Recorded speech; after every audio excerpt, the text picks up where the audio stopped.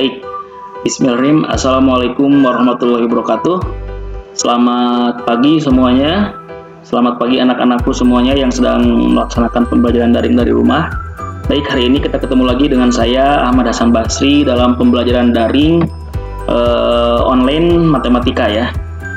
Tentunya dalam keadaan yang harus semangat walaupun kondisinya seperti ini. Setelah kemarin kita membahas banyak sekali materi, untuk materi hari ini kita nanti akan membahas tentang kelanjutan dari bilangan berpangkat dan eksponen, yaitu tentang logaritma. Nah, langsung saja. Tapi kalian sebelumnya silakan persiapkan alat tulisnya atau nanti rekaman boleh nanti direkam ya. Saya nanti simpan di channel YouTube dan IG saya. Silakan semuanya perhatikan supaya dapat dipahami dengan baik. Baik, langsung saja kita saksikan video pembelajaran hari ini itu tentang logaritma. Ya, baik, hari ini kita akan membahas tentang logaritma ya.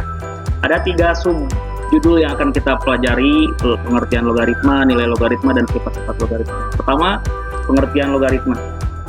Apa itu logaritma? Logaritma merupakan kebalikan atau inverse dari pemangkatan. Yang mana minggu kemarin kita sudah belajar tentang perpangkatan bilangan bulat. Nah, perpangkatan bilangan bulat ini kan awalnya nih ya bentuknya A pangkat N sama dengan B. Nah, dirubah ke dalam bentuk logaritma maka menjadi A log B sama dengan N dengan syarat A lebih dari 0, A tidak sama dengan 1, dan B lebih dari 0. Nah, apa saja bagian-bagiannya? Coba kita lihat. A di sini yang awalnya dalam perpangkatan A ini adalah bilangan yang dipangkatkan, maka dalam logaritma A ini disebut bilangan pokok logaritma atau basis. Selanjutnya B.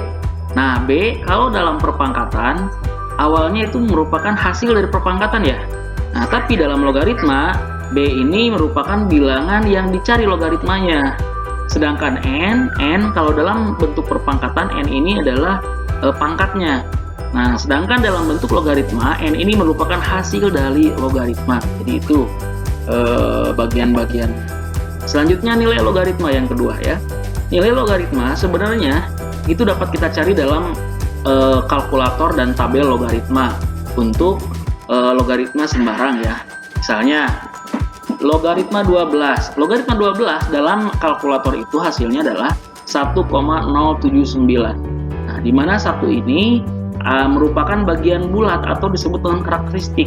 Sedangkan 079 ini 3 desimal, disebut bagian desimal atau manfisa.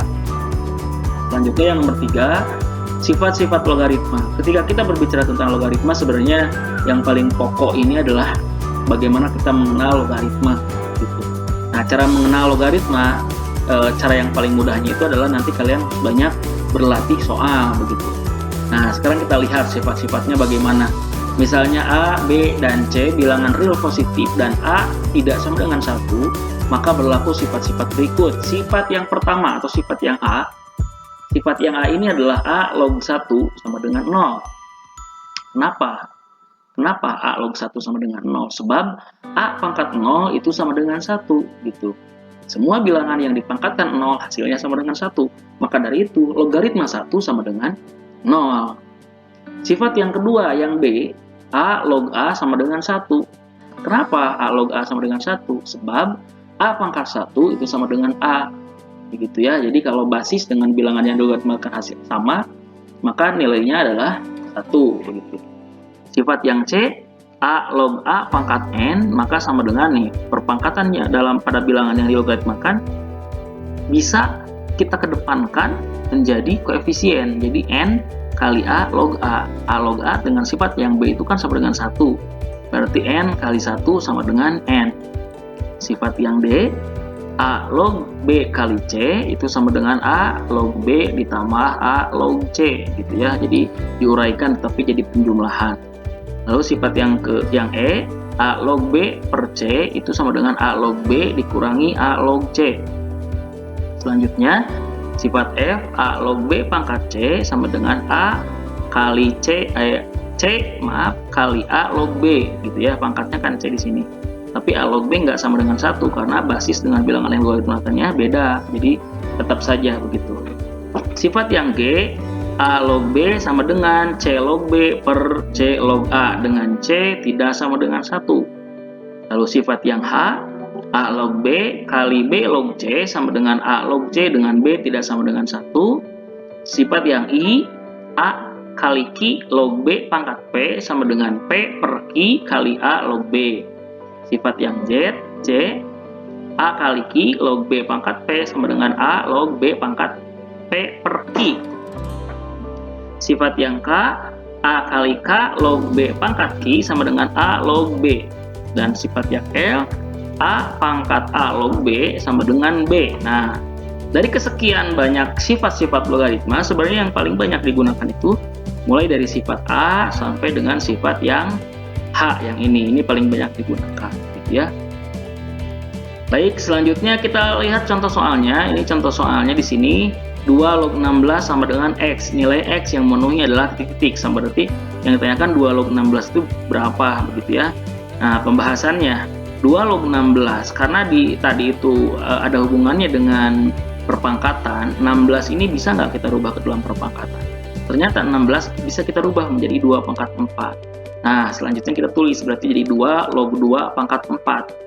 Nah, dengan sifat F tadi, sifat F, pangkat 4 ini kita lempar ke depan menjadi koefisien. Berarti 4 kali 2 log 2, begitu kan? Itu dengan sifat F yang tadi. Kita lihat lagi sifat F. Nah, ini sifat F ya. Atau dengan menggunakan sifat C juga boleh. Jadi koefisien ini kan jadi pangkatnya di sini jadi koefisien, begitu ya. Nah, kita kembali lagi ke sini. Jadi hasilnya 4 kali 2 log 2. Nah, lihat sekarang 2 log 2 dengan sifat yang B. Sifat yang B tadi, apabila basis dengan bilangan yang dilogaritmakannya sama, maka hasilnya sama dengan 1. Berarti dengan sifat B, 4 kali 1. 4 kali 1 sama dengan 4. Nah, dengan menggunakan dua buah sifat ini, kita bisa mencari nilai dari 2 log 16, yaitu sama dengan 4, gitu ya. Contoh soalnya memang hanya 1 karena terbatas dengan waktu juga. Silakan kalian semuanya bisa melihat referensi contoh soal yang lain, boleh dari channel-channel YouTube yang lain, boleh juga mempelajari dari buku paket yang tersedia. Ya. Nah, selanjutnya latihan soal ini yang nanti akan Bapak jadikan tugas. Silakan kalian kerjakan hanya 2 saja soalnya di sini. Silakan boleh di screenshot lalu kalian kerjakan. Lalu untuk pengumpulan tugasnya boleh nanti hasilnya dikirim melalui Google Classroom. Ya, baik. Nah, sekian pembelajaran daring hari ini. Semoga bermanfaat. Tetapi sebelum Bapak tutup, silakan kalian tulis kesan dan pesan pembelajaran daring hari ini. Kalian nanti masuk ke mentimeter.com lalu masukkan kode 863894 ini sebagai barometer Bapak apakah kalian memahami atau tidak dengan video pembelajaran ini. Itu saja, mungkin mohon maaf apabila banyak sekali kekurangan. Terima kasih. Assalamualaikum warahmatullahi wabarakatuh.